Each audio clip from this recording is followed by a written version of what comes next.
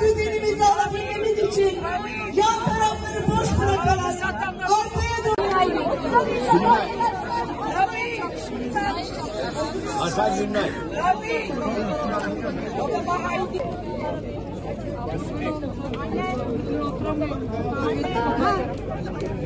Tamam.